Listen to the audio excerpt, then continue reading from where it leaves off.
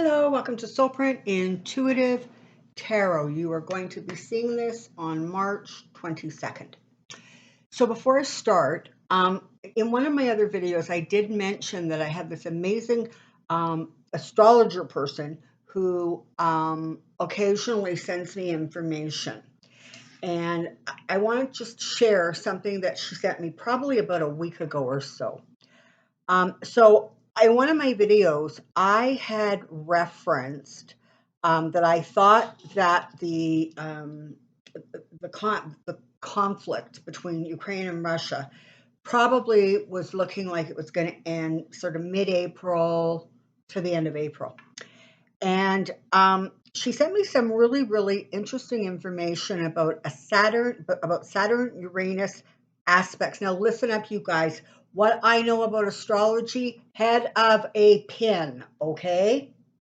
But what she did send me was interesting. She did some checking, and she's determined that the conflict could not last beyond May because a series of aspects peter out, and the device's misery-making transits are ending.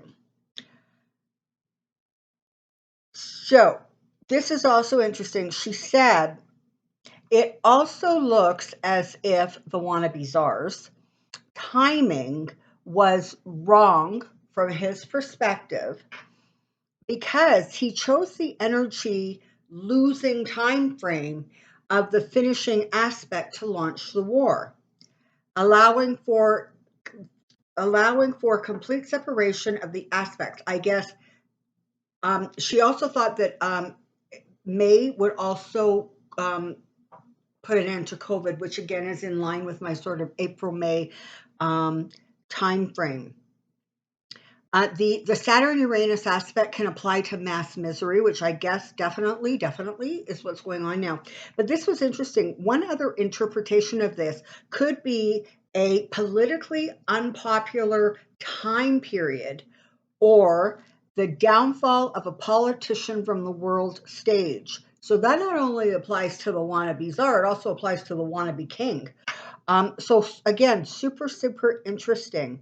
Now, what she is saying is the last alignment of Saturn and Uranus occurs on March 25th. So as you're seeing that, it's just a couple of days away, allowing time for the planets to separate completely. We see the aspect out of orbs by April 23, 2022.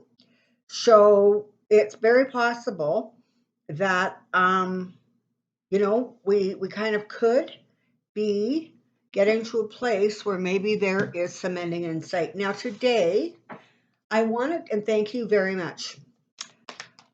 So today I want to look at NATO. Now, listen, I have to be upfront and tell you that I personally think that NATO should have their hands slapped. And I really feel strongly about this. I'll tell you why. For a long time now, Ukraine has been saying, let us into NATO, let us into NATO, we want to join NATO. And NATO has been saying, oh, but like Russia's threatening us and we really don't want to piss off Russia, so no, or we'll see, or maybe we'll get around to it. If Ukraine had been part of NATO, first of all, Russia probably never would have attacked Ukraine because he would have understood the immediate consequences of that. How important is it that Russia not be protected by NATO from his perspective? Well, he set out the terms that he wants to the negotiation that he wants. These are the terms that he wants to sort of stop the war, create a ceasefire, whatever the heck he thinks he's doing. 1, complete disavowal of NATO. 2, complete demilitarization of Ukraine. I don't remember what the third one was because the first 2 accomplish it all. Because if they're not part of NATO and they have no military, there is nothing on planet Earth that is going to stop that madman from just swooping in and absorbing all of that land. And listen up, once he does that, there is not going to be any stopping him because you have, Finland and Sweden maybe, who also are not part of NATO, and they're sitting to the, I guess that would be the northwest, okay, of Russia. So I'm not real happy with NATO. I'm just not. I think that if you're supposed to be representing powerful democratic nations, that sometimes you just have to stick your little toe into an area of danger and say, you know what, Putin, we're not going to be bowed by your threats of, havoc and ruin on us if we let Ukraine into NATO. Okay, that I think is the end of my rant, although I got to tell you, I can't promise that it's not going to start up again in a bit. So what I want to look at today is NATO. I want to know what the hell is going on with them. I want to know why they're pussyfooting around. See, this is what I don't understand. It's like everybody's standing around with their thumb up their butt saying, oh, we could start World War III. Well, yeah, we could. But the reality is, if all of those NATO countries don't run in to defend Ukraine, but attack Russia, that's the end of it. But what do I know? I'm just this little tarot reader sitting in the middle of Canada. Come on down. I have a question. Okay, so I want to see what NATO's doing. I want to know what's going on with them. What are their plans? What are their strategies? And listen, I have said before, and I maintain that there's a lot going on behind the scenes that we do not know about, that we are not privy to, and that's true. But let's see what we can see, shall we? Here we go. What's going on with NATO? What's going on with NATO? What's going on with NATO? Let's see, shall we?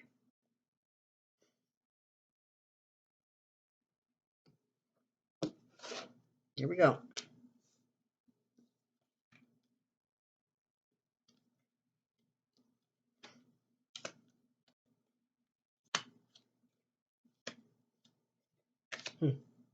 Okay.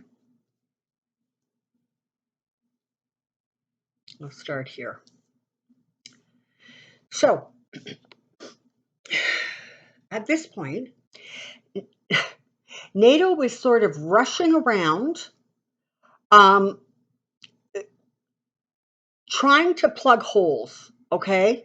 Like the little Dutch boy with his finger in the dam.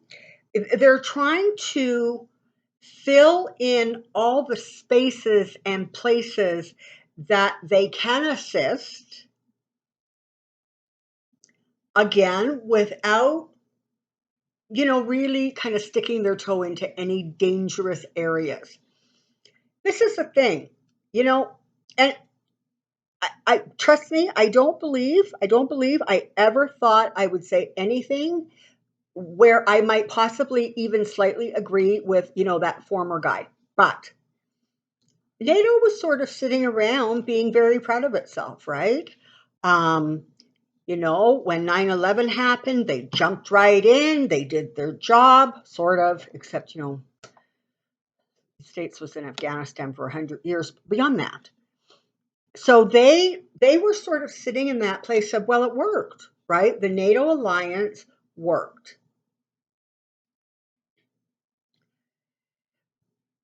And they sort of got like comfortable.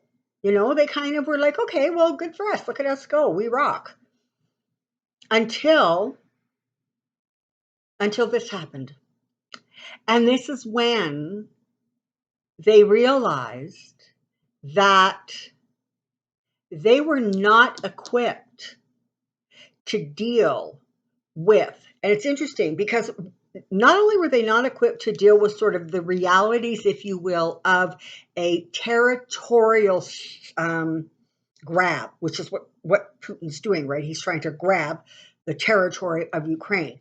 Not only were they not actually equipped to do that, but they weren't equipped for the emotions that would be connected to it.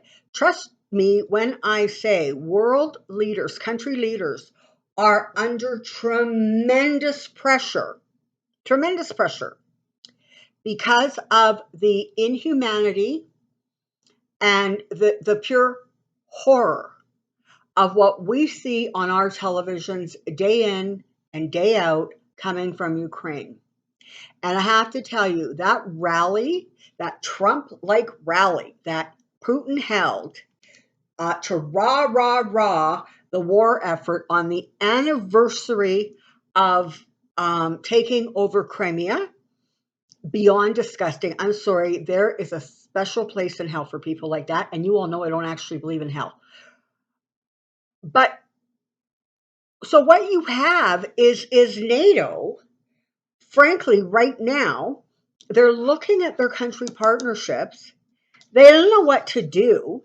They're coming under a great deal of pressure. There's a lot of anxiety because it doesn't seem to matter what they do or send.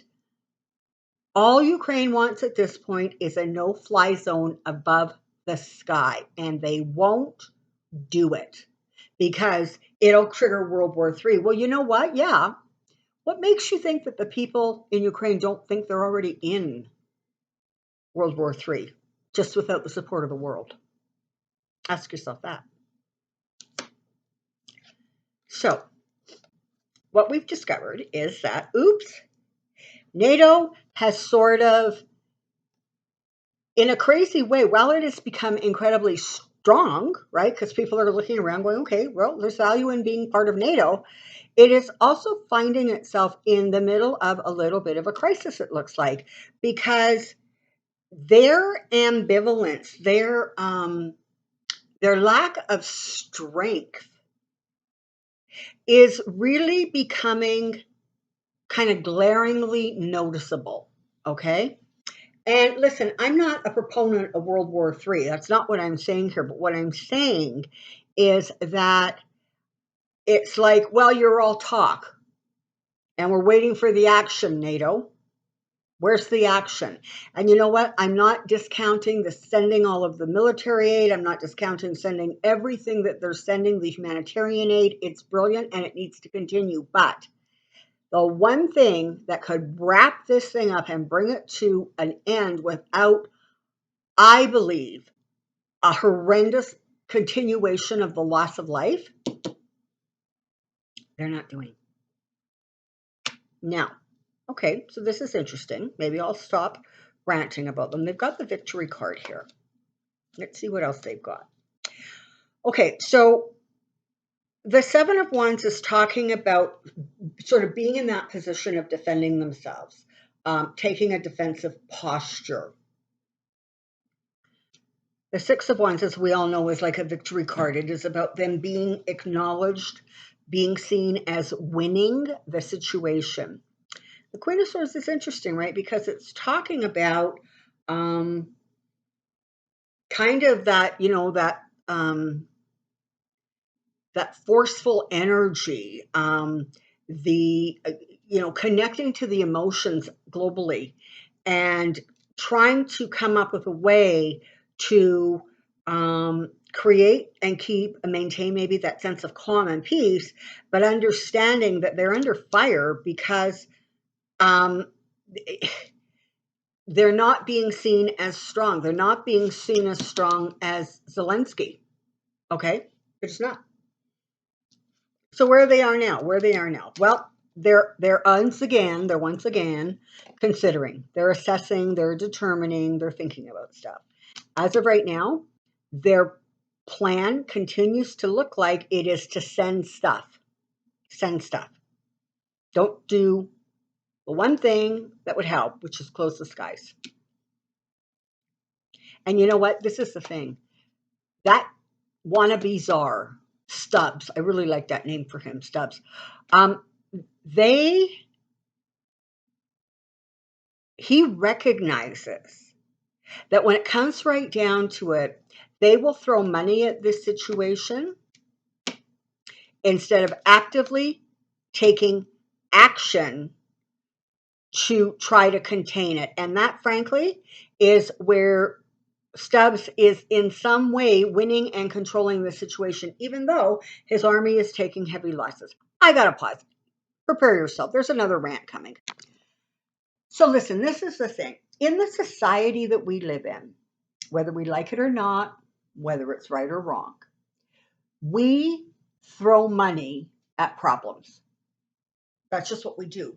We do it in all manner of things. So when there is a situation that cannot be fixed, cannot be put back to the way it was, we throw money at it. A whole bunch of people become addicted to an opioid. The company throws money at them. Bunch of people develop cancer from using a certain product. Company throws money at them. You're in a car accident and it completely alters and changes your life going forward. The insurance company throws money at you. We recognize on some level that it's not justice, but we also recognize on another level that it is really the only tool in our arsenal, okay? But because that is the tendency to throw money at stuff, it puts power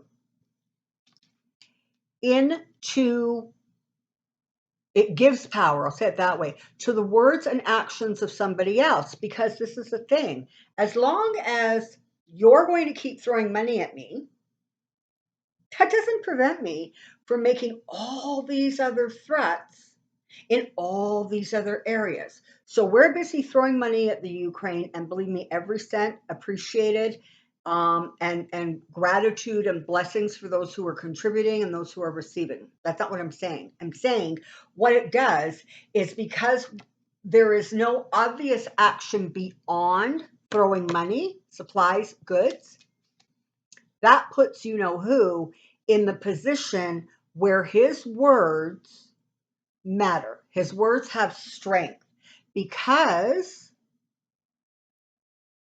he knows that as long as they're throwing dollar bills at him,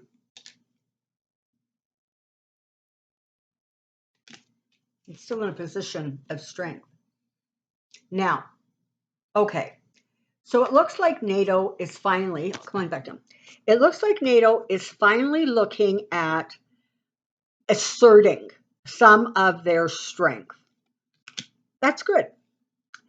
It looks like they're finally going to take a look at things and not only again continue to send resources, because that's what they do, but it feels like for the first time they're actually finally starting to look at this situation in terms of long range planning. You know, I've heard it said about China very often, and I suspect the same thing applies to Russia, is, you know, we in the West sort of um, plan things almost perpetually in the short term. China, it has said, plans things in the decades. When you think back to the strategy that was employed by Stubbs, you know, first he started messing with the messaging around elections. And he waited and he recruited and he found a really, really useful idiot who wanted to have pageants. And so, come on over, buddy, let's do this. And whatever he got on him, he got on him. You know, and part of, honestly, I got to tell you, I think a lot of it was just feeding this guy's ego, almost more than anything. I'm not saying there isn't other stuff, but really, we've watched him for 5 or 6 years now. All you have to do is say you're smart, you're brilliant, and he just is like melted butter over lobster, okay? So he slowly recruits, and then he starts a campaign against, or increases the campaign against Hillary. And then they get some more players involved, like the Manaforts. And then they really start going after things. And then he wins. But he needed to win that second election because that was where the former guy was going to, in all likelihood, pull out of NATO, leaving the path absolutely clear. And when the American people, thank you, God, stood up on their high heels and said, that is bloody well enough of that. You are out of here. What happened? They created a scenario where everything was a fraud, it was a lie, there was fake news, the election was stolen, and they're keeping that certain population ramped right up. Okay, fine. But the rest of the states is looking at this going, oh my God, like, will this ever end? But he was strategic. He didn't try to cram this whole game or process or project or plan through, in 2 years or 4 years. It took him a long time. Unfortunately, he's patient. But it looks like finally NATO is starting to look at things in the longer perspective and saying, okay, if we don't do this and Ukraine falls, how many other non-NATO countries could Russia go after?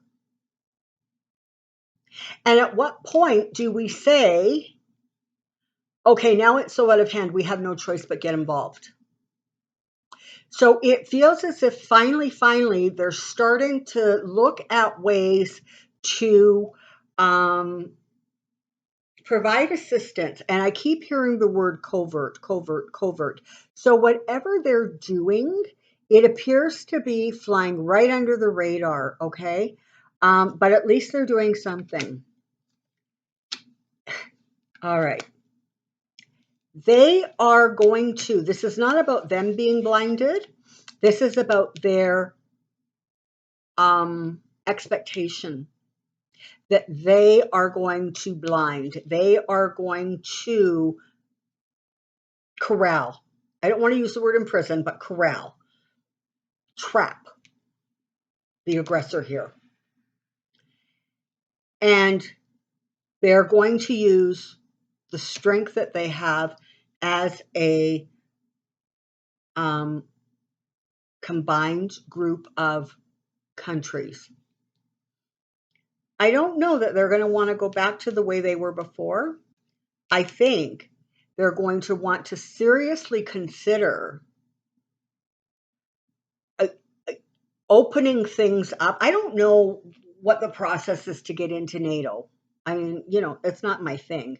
But it feels as if they're going to look at somehow opening up the process so that when countries want to join NATO, they can just get in there and join, not where it takes years and years and years, because they're starting to recognize that wherever that madman gains ground, he is not only a danger to the people on that ground, it like ripples. It goes out and it goes out and it goes out and it gets bigger and bigger and bigger. And I told you weeks ago that that he does not want a united Russia, under his rule. That's not what he wants. He wants the world under his rule. And that is where he can accomplish it, in part by making sure that he has, again, useful idiots as the head of countries that will simply bow down and say whatever you want. Oh, glorious one. That's what this is about. It's about him controlling, in fact, the world.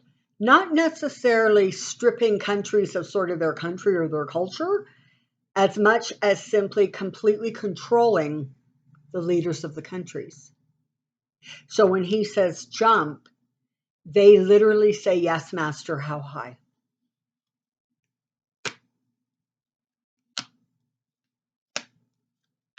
All right.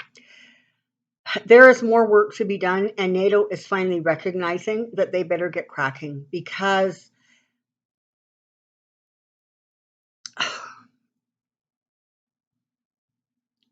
emotionally, they are starting to wonder if they too are not going to end up on the wrong side of history. Now, I'm not saying that they're going to close their eyes, or open the skies. I don't know what this means. I'm just telling you what I'm seeing. But it definitely looks like they're starting to wonder if their sort of lack of speed is putting them in a position where they are really going to be looked at as something that kind of moves along very slowly, and they walk away. They don't want to be on the fighting side, and that ultimately is going to be dangerous for them because once that idea gets out, they've completely lost their power, completely lost it. Okay, so what can we take away from this? Well, let's see.